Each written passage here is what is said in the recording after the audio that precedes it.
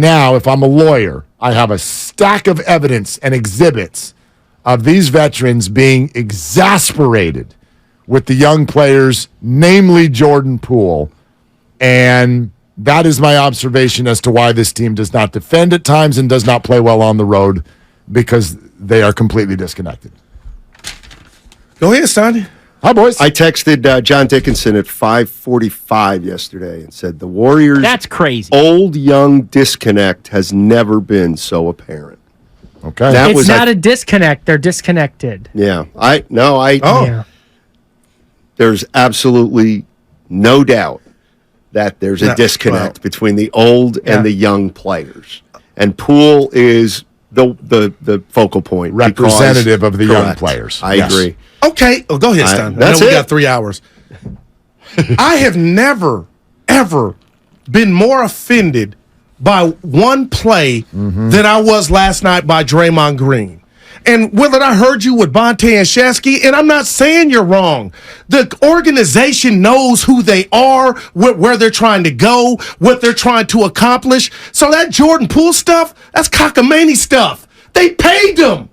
They surveyed everything, and if Draymond wasn't on board with Jordan Poole, Kyle Madsen wasn't on board, they surveyed the whole who they are, their being, and said, we're going to give you this chicken. So that's not good enough. And who I want to call out, that's too strong, Coach Kerr.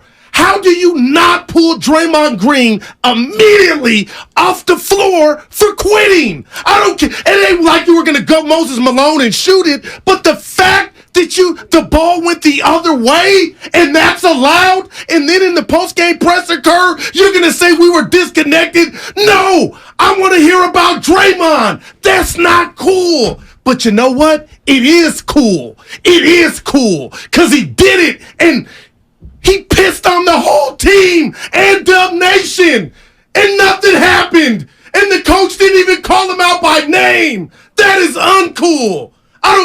Tell me I'm wrong. Take my mic. You can't do that. I'm sorry, man. I would never do that to my teammates. And then to say, oh, it's the guy I clocked in the face. Maybe if I want to do that, I won't do it because I did that. No self-reflection. Well, there'll be self-reflection. There'll be self-reflection at 2:00. He's doing a podcast.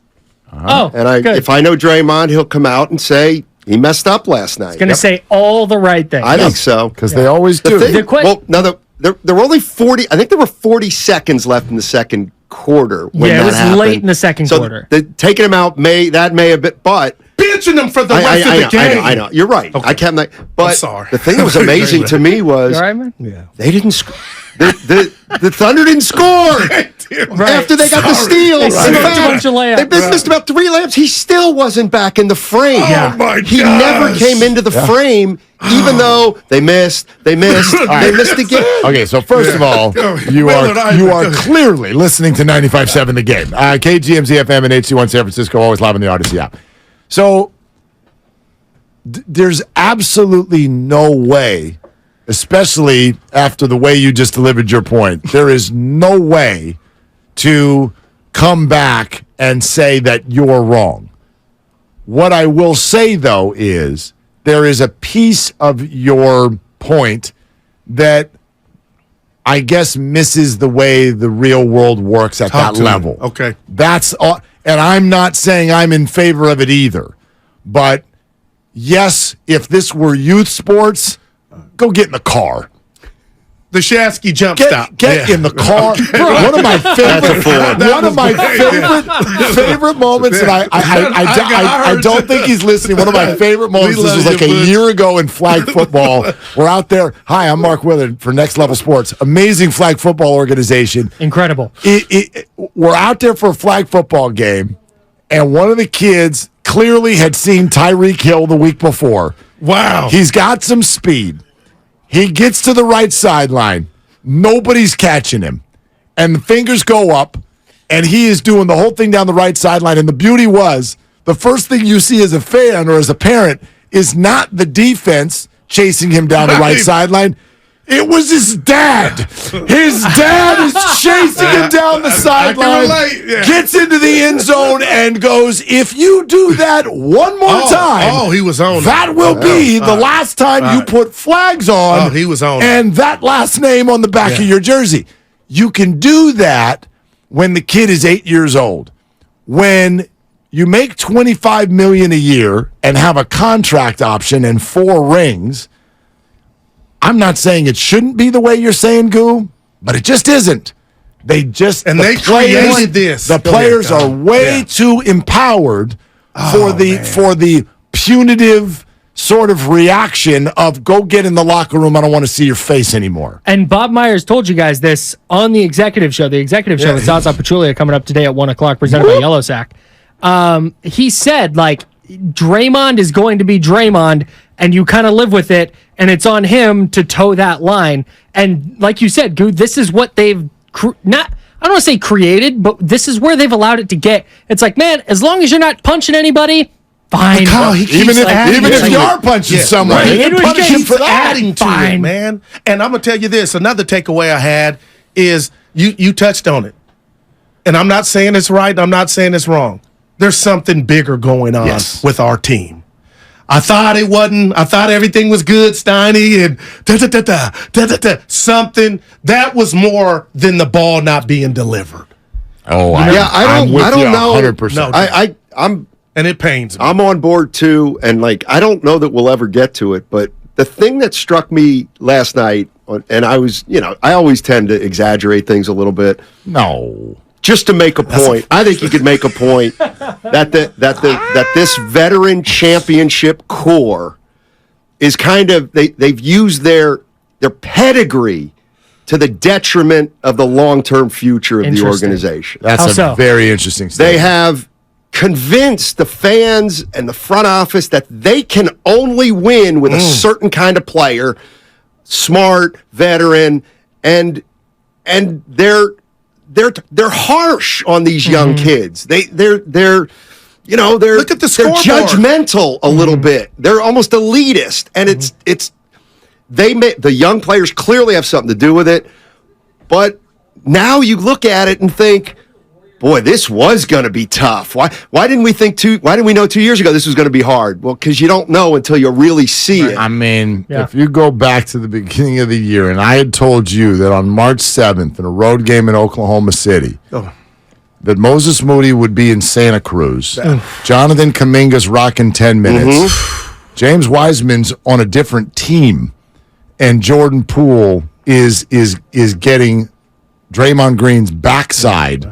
Well, I mean, that was the 4 that was supposed to be the next core. No doubt. And never until, there's been all the stories, but last night I thought a moment where you could really sit up and look at what has happened to that supposed future core 4. And they have been disenfranchised at an unbelievable level over the last 4 months. Now, couldn't one make an argument that where does the core or the older guys stop? Because there are nights and days I want to put Poole with the OGs. Okay, because this didn't matter. That you want to chip with Jordan Poole. Okay, I get that with the punch, but the scoreboard reads vets 1,000, youngster Moody's gone. Wiseman got traded. Thank you. Now we're talking about Kuminga, who right now, and Bonta and I got a saying, Draymond's taking the ball out of the basket more now than I've ever seen him take it out the basket, which means the other team scored. Right. So you invented that. So I know, Steiner, you came at me yesterday on the ball defense, Kuminga, but when Kevin Durant pack comes or Booker, he's probably your best GP2.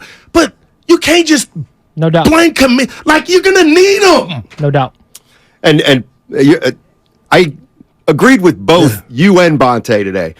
Poole's the focal point, but it is all the young guys. But Poole, to me, Poole represents to the old core.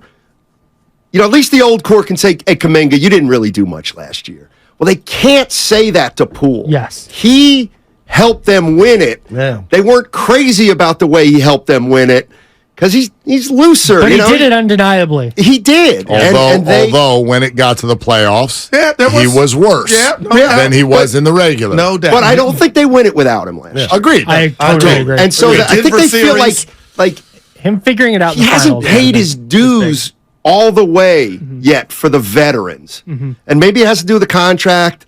Well, and I think there's a pecking order with the contracts. Yeah. Draymond said, "I'd love to get an extension." They give one to Poole, then Wiggins. So Willard and Kyle Listani, I know I was emotional. I'm back now.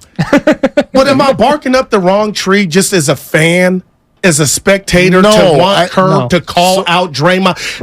But you got to sit him down the rest of the game to tell everybody they're not running this. Then I think if you do that, like I get what you're saying and I agree with you, but if you do that, you risk losing Draymond for the rest of the year. And they haven't done it his whole career. Right. So you're so far gone down that road. They'd have to use the franchise tag on him here in a couple of months. Is what would happen. Apology too, Stoney. Yeah, I'm so with you. Maybe. I know you think he's going to. Like, I don't know. There was a fast break the other way. The man said, F it. Your best defender is hanging out in the second row. Staring at his own bench. It's like, I dare you. Yeah. It's inexcusable. It's inexcusable, but I just get more. This is just me. I'm more interested in what leads to that reaction, not the reaction. Because it's not the only one. Because he punched him. Because Curry threw a mouthpiece. Because Clay threw his hands in the air. And I know to some that sounds like I'm blaming Jordan Poole. I'm not blaming Jordan Poole. I don't know what it is that happens behind closed doors that we don't see.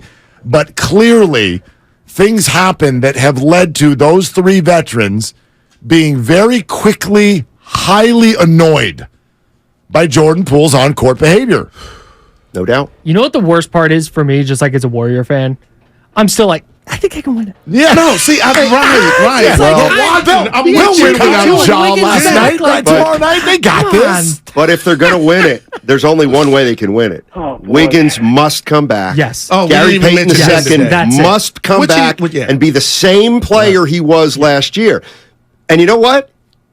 Honestly, it's still possible because they have their starting five, Poole, DiVincenzo, Payton II, and Iguodala. And Iguodala. That's your 10. So the veterans can't complain about that. Right. You're not being asked to win it with Wiseman and Moody. Right. So the veterans are probably holding out hope that Wiggins and Payton come back. But with everything we're talking about right now, despite that, like even if they connect and they figure it out and they win another time, like it's over. I can still be turned off. Okay, got you. It's there's no. It's not going to be like, oh, great.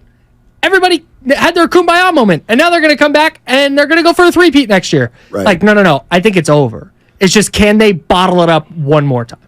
And was Draymond's actions was it a signal that he's out? Well, I just think here's what you look at, because you said the organization made their choice back before the year started, and they did. They gave money to Andrew Wiggins and Jordan Poole. Yes, they did. Two things. A, Draymond can respond and go, well, I'm not the organization. I wouldn't have made that decision.